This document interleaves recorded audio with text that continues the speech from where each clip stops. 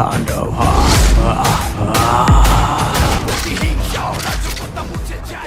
গেল বছরে কোরবানি ঈদে সিনেমা হলে তুফান এনেছিলেন শাকিব খান। এবার প্রেক্ষাগৃহে আনার অপেক্ষায় তাণ্ডব।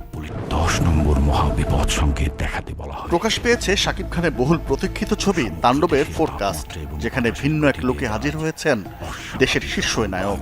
সমগ্র দেশবাসীকে তাই আজ যে যেখানে অবস্থান করছে, ঝড় তুফান নয়, এবার দেশের আবহাওয়া পরিস্থিতিতে দেয়া হয়েছে ভয়াবহ তাণ্ডবের পূর্বাভাস।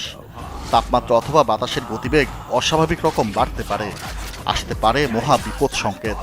দেশবাসীকে তাই যার যার অবস্থানে থাকতে করা হয়েছে অনুরোধ।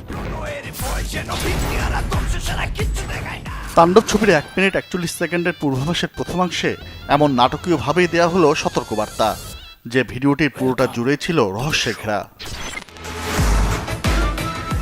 পুরো ভিডিওতে মুখোশের আড়ালে থাকলেও শেষটায় দেখা দিয়েছেন শাকিব খান।